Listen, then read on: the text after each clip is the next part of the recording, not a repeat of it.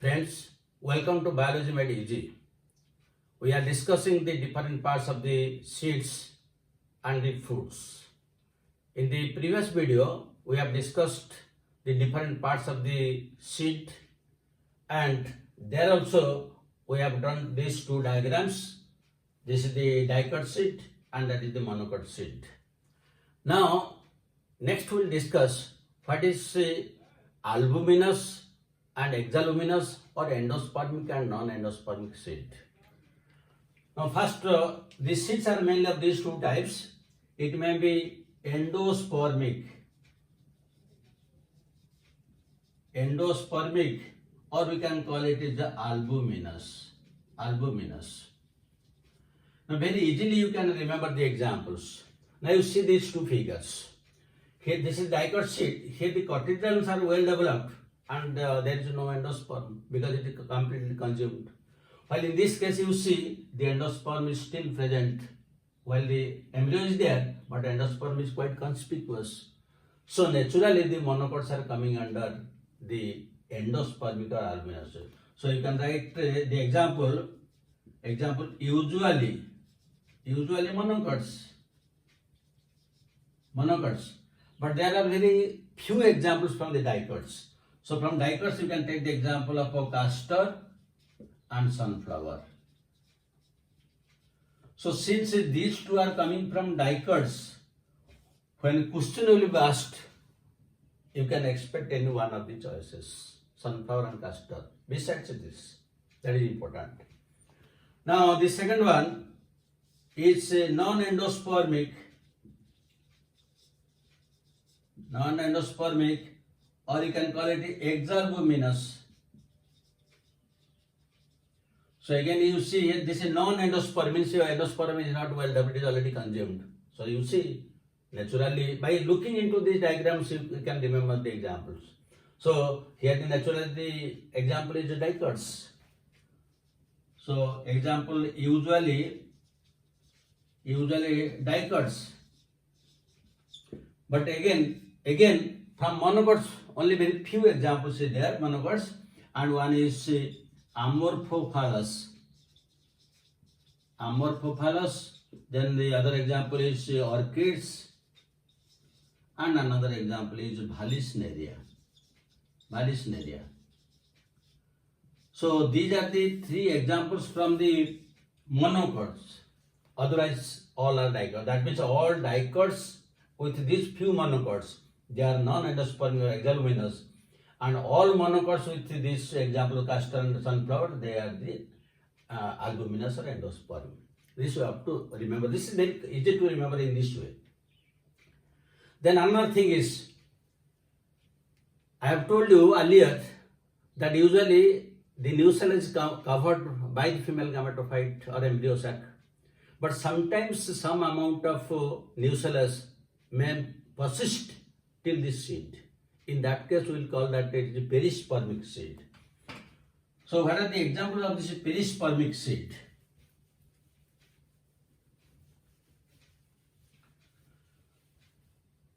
Third one, perispermic seed.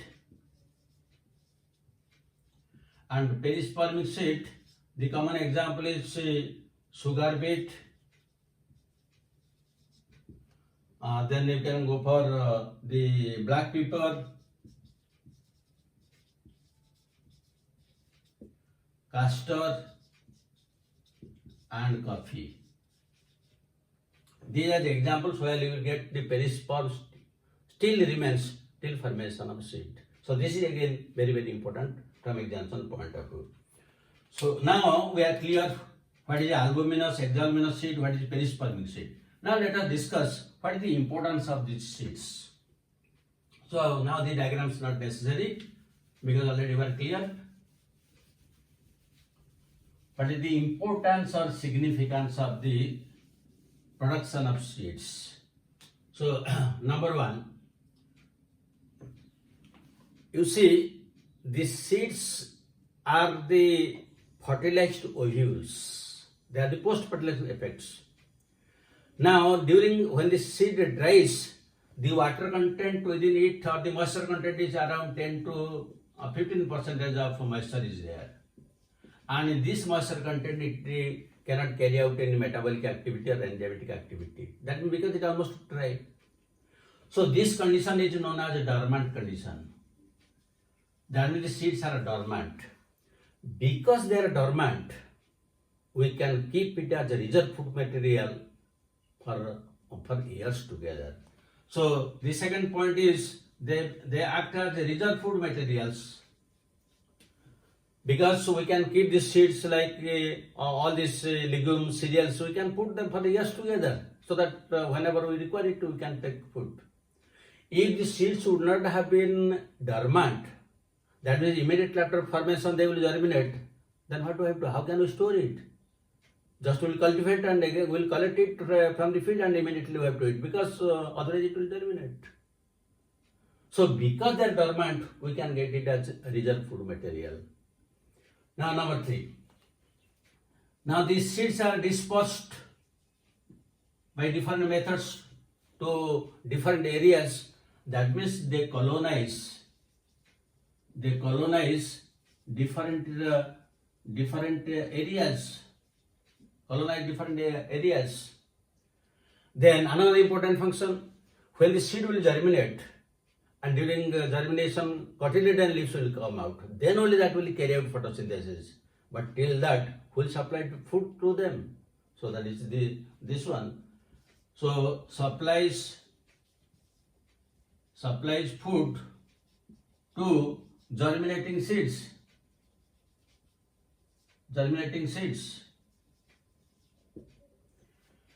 Then the another point is they help in perennation.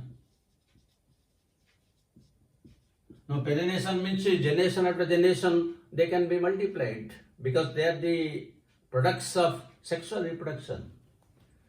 Next,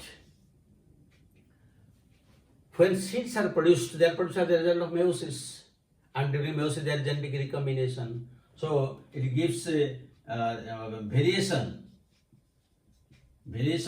or genetic recombination, so that we get different types of plants.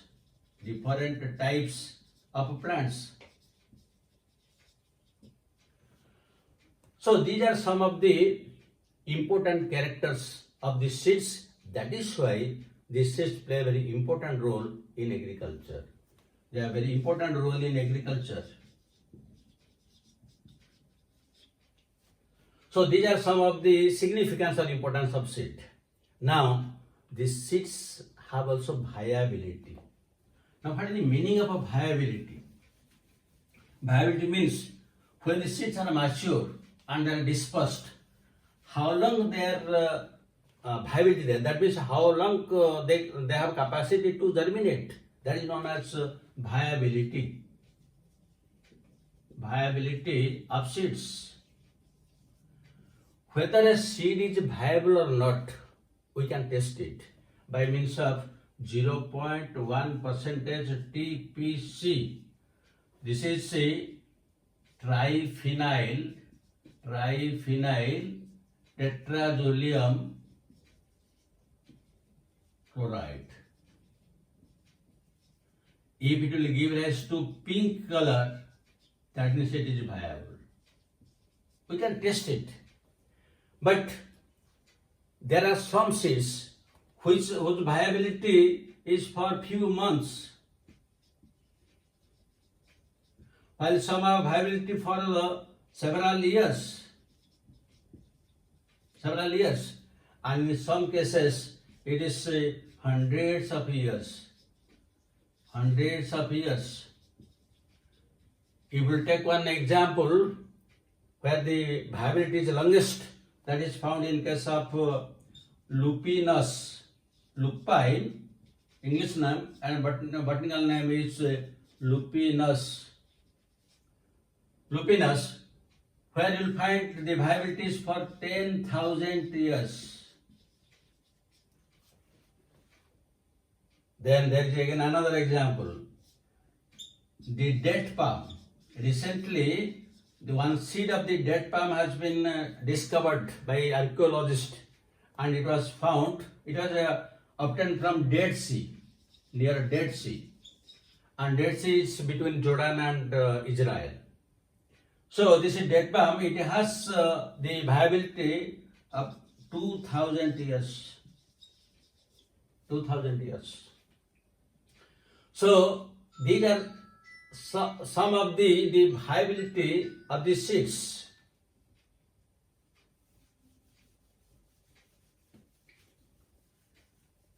Then next we will switch over to the fruits. Fruits. And the study of fruits is known as pomology. Now, what is a fruit? Fruit is a matured, fertilized ovary. Seed is mature, fertilized ovule, whereas fruit is mature, fertilized ovary. That is mature, fertilized ovary is known as fruit. Now, usually during formation of a fruit, usually the ovary takes part, but sometimes beside the ovary some other parts like the thalamus also takes part. That is why the fruits are mainly of two types. Some are false fruits and some are true fruits. Now false fruit, in case of false fruits, the thalamus usually takes part. Thalamus takes part. And what are the examples? The common examples are, one is strawberry, then apple, cashew nut. These are some of the examples. So these are all examples of false fruit, because yet the main fruit is formed by the thalamus. Though ovary is present, but the main fruit is formed by thalamus. Now when it develops from ovary, it is known as the true fruit. Now the true fruits are again of two types. Some are parthenocarpic fruits. Parthenocarpic fruits means seedless. These are the seedless fruits. In parthenocarpic fruit, there is one example is banana. So parthenocarpy means seedless banana. Now you can also induce parthenocarpy by using some hormones. By using hormones like auxin and gibberellin, it can be induced, and it is already induced in case of tomato, then papaya, pineapple,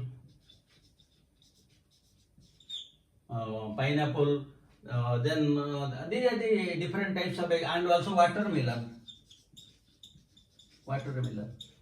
And when one food becomes seedless, its commercial value increases, because if you take 1 kg, here also I have not written grape, and the another example also grape you can write. Suppose you are purchasing 1 kg of grape, then say 200 will go in the seeds, but suppose you have paid 100 rupees. That means for 200 seeds also you have paid. But if the seeds will not be there, its commercial value is more, the edible part is more. This is the importance, and it can be induced by hormones with auxin and gibberellin, the parthenocarpic fruits. Then regarding the other fruits, they are the true fruits, and they are also produced from the ovary. But these fruits are again of 3 types. They may be simple fruits, aggregate fruits, or they may be multiple fruits. Now these fruits, true fruits, they are again of 3 types. They may be simple fruit, or aggregate fruit, or multiple or composite fruit. multiple or composite fruit. What is the basic difference? The simple fruit, it develops from a single flower. Develops from a single flower. This also develops from a single flower. But this develops from inflorescence. That means the entire inflorescence becomes a fruit. That is a multiple or composite fruit. But in these two cases, single flower gives rise to fruit. But again, some difference is there. Here, there is either it may be monocarpellary. That means only single carpel will be there. Or if it is multicarpellary, then it must be multicarpellary and syncarpous. Syncarpous. But here, the single flower is there, but it is always multicarpellary and apocarpous. This here apocarpous, this syncarpous. These two are important. And this you will find in case of Mycelia champak. And another is custard apple. You are acquainted with this custard apple. And here there are so many examples. You can take the example of Solanaceae, Malvaceae, Fabaceae. Here the examples are all the members of Solanaceae, Brassicaceae, and also Malvaceae. All these are examples. Now, in case of multiple fruit, the entire inflorescence is converted to one fruit. And here, the common example is pineapple. Number 2, jackfruit. And number 3, the fig. Because the entire inflorescence is converted. So these are the different aspects of the seed and fruit. So we say this seed and fruit is complete, but we will discuss questions.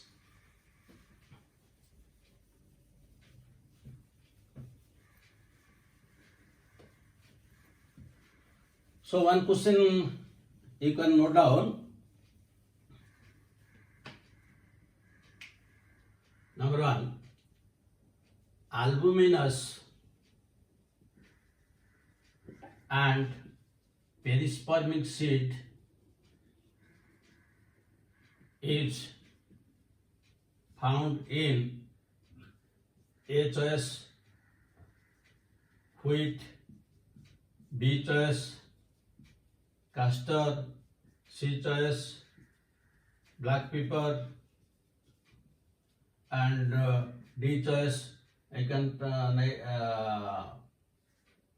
coconut. This one question. Second, the aggregate fruits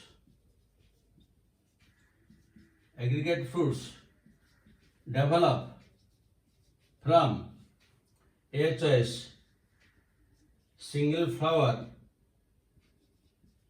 with a monocarpellary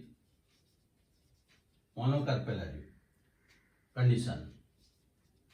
B choice single flower with a polycarpellary